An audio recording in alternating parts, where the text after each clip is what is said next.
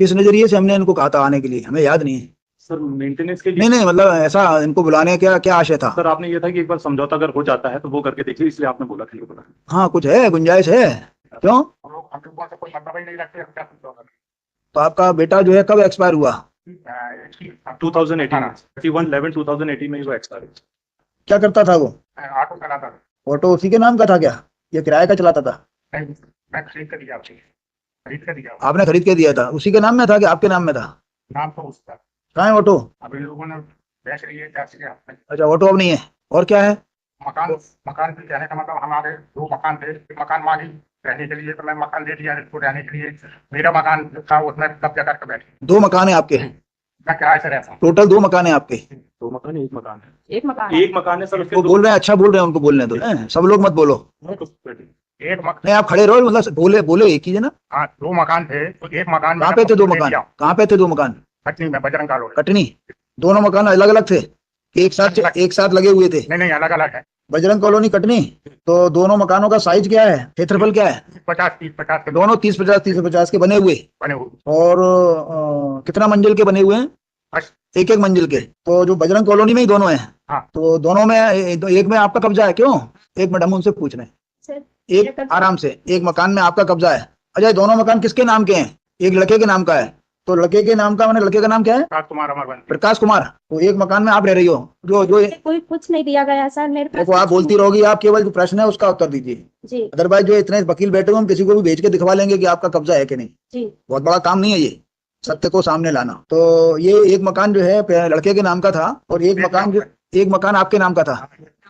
क्या नाम है दूसरा का नाम क्या है आपका? शांति अमरवंशी। शांति। तो आपका किसी भी मकान पे कब्जा नहीं है, आपका कहना ये है? सर मम्मी के नाम पर है। एक मिनट, आपसे क्या पूछा, आपका कोई किसी एक मकान पे कब्जा है या नहीं? रह भर नहीं हूँ सर, मुझे वो भी नहीं दिया गया। मैं दिया गया, अभी तो रह रही हो ना आप। तो सर वो बड़ी कोई निकाल रहा है कि आपको उसमें से? नाबालिका में है सर। ये आपको क्या बोल रहा है? आपने कुछ समझाया नहीं इनको कि कोर्ट में सत्य बोलना चाहिए? सत्य बोल रही, क्या कम बोलना चाहिए? बोल रही हूँ, झूठ नहीं बोल रही सर। मेरे पति की एक मकान आपके कब्जे में है ना, अभी रह रही हो ना? सर नाबालिका में है मेरे पति के नाम। आप अपने उस मकान में रह रही हो ना? टूटा फूटा है सर। उसमें रह रही हो ना? जी रह रही हूँ। बस इतना बोलो अभी। जी। अच्छा, दूसरा मकान किस पे है? हमारी श्रीमती जी का नाम। नहीं नहीं, आपके नाम में है, लेकिन वो भी इनके पास ही है। हाँ, वो भी इन्हीं के कब्जे में है। उसके बारे में क्या कहना है आपका, दूसरे मकान के बारे में? पति का जो मकान है वो पूरा देने को तैयार है आपको? अदरवाइज आपका तो हिस्सा है, सो है, माता जी का भी हिस्सा होता है पति की संपत्ति में। उस मकान को बंटवा लेंगी आपसे, खड़ी रह जाओगी एक तरफ आप, और कानूनन कुछ मिलना नहीं है आप। अभी यदि ये मकान आपको पूरा मिल जाता है तो राजीनामे का जो है इस तरह का आपका फाइनल कर देंगे और एक मकान की मालिक हो जाओगी आप।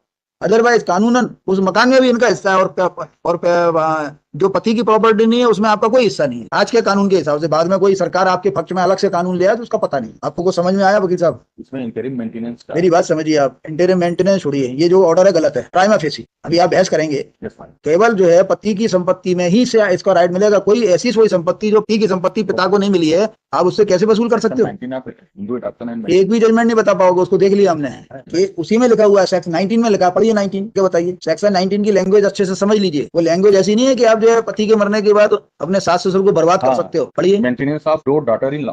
हाँ, A Hindu wife, whether married before or after the commencement of the sex, shall be entitled to be maintained after the death of her husband by her other-in-law. ठीक है। Provided and to the extent that she is unable to maintain herself out of her own earnings or other property, or where she has no property of her own, is unable to obtain maintenance. आगे बढ़िए।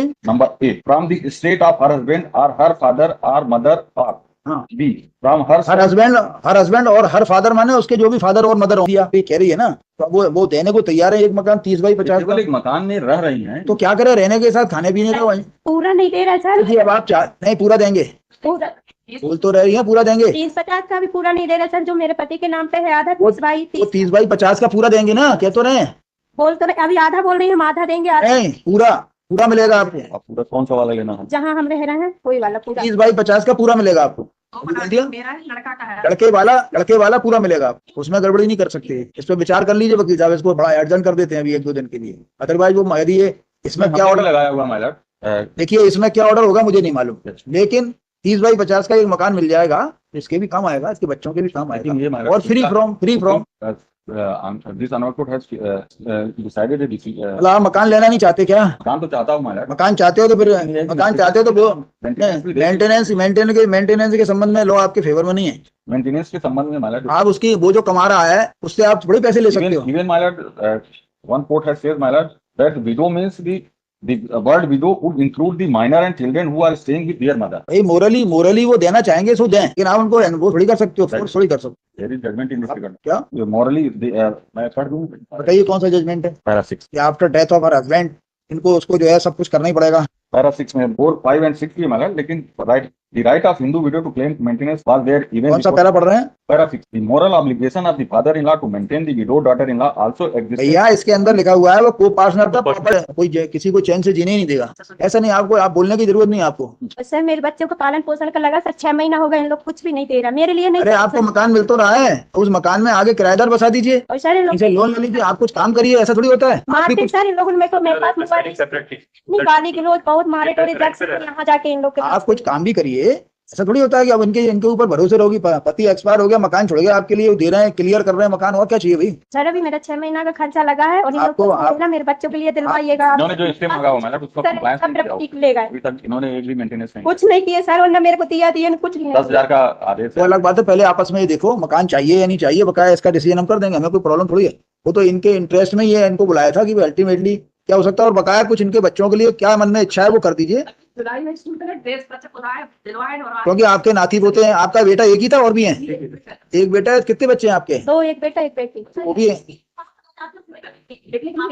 जो उनकी मदद कर सकते हो वो करो, कोई बुराई नहीं है, उस पर भी विचार कर ले, जो आपकी इच्छा से, जो आपकी। सर मेरे बच्चे आए हैं, बच्चों से पूछ लीजिए। अरे जब अभी क्या आप लोगों बच्चों से पूछिए सर, मैं झूठ बोल रही हूँ। अभी आप लोगों के संबंध में तनाव है, जिस दिन तनाव खत्म हो जाएगा तो ये समस्या खत्म हो जाएगी, फिर ये जो अपनी गोदी में बैठा के खिलाया करेंगे, वो कह तो रहे हैं लड़कियों के नाम पर पूरी प्रॉपर्टी कर देंगे, कुछ नहीं बचेगा तो क्या मिलेगा मेरे लड़के कोई बात को? सागरदार न खेत भी बेचे हैं, इनके पास बहुत सारा है, बहुत सारा है, बहुत सारा है सर। मैं बोल रही हूँ मेरे बच्चे हैं। आप अपना देखो, दूसरों की तरफ मत। एक मकान बहुत होता है 30 बाई 50 का, कई लोगों के पास नहीं है एक मकान। मेरी लड़की विधवा है, उनके साथ नहीं है। ठीक है, आप लोग ध्यान रखिए, कानून से जो इनको मिल सकता है देख लीजिए। कौन सी तारीख लगा दें? नेक्स्ट वीक कर दे as jointly period list in the week commencing from 4 लगा दें, 4 या तारीख लगा दें 4। 4 एज जॉइंटली पीरियड 5 को लगा। As jointly period list on 5 copy है, आप लोग बता देना, नहीं लगे तो है ना, राजीनामा करो और इसमें मकान दो इनको क्लियर कट। मकान में कोई है इफ एंड बट्स नहीं होगा। बच्चों के लिए अगर कुछ देना बकाया आप जरा दादाजी सोचिए जरा बच्चों के बारे में ना, कुछ महीने का फिक्स कर देना जो भी आपको अच्छा लगे। कोर्ट का हम कोर्ट का ऑर्डर खत्म कर देंगे। आप अपने मन से चूंकि आप पेंशनर हो और आपको करना क्या है, 2 जो है मियाँ बीवी हो आप। अरे आपकी बच्चियां हैं, वो भी तो उनके हाथ पैर हैं, करेंगी वो कुछ। शादी करूंगी तो पैसा कहाँ से लेते हो? थोड़ा बहुत कुछ देते रहना, अभी ना थोड़ा बहुत देते रहे, कभी नहीं, थोड़ा बहुत विचार कर लेना है। दे देंगे सर, बैठ हो गया, बोलते हम हो गया 50 रुपए। आप बता दीजिए क्या है, कहाँ से हम बच्चे खड़े हैं? आप बात करना, थोड़ा विचार करो। आते हैं खाली हाथ नहीं दादा आपको तो देना ही है, बाद में देना, अभी दे देना, क्या फर्क पड़ेगा? बताइए, हम तो समझते हैं, हम समझ रहे बहू ने हैं, हम भी समझ रहे हैं। हैं। बहू ने अपने पति को नहीं समझी, दूध अलाद लेकर लौटी, लड़का कोई बात नहीं है ना, फिर भी देखो, फिर भी आपको उसी तरफ झुकना पड़ेगा, आपका पोता है वो। हम कब कह रहे हैं, आले तो देखो हमारे पास। ठीक है 4-5 तारीख को आइए।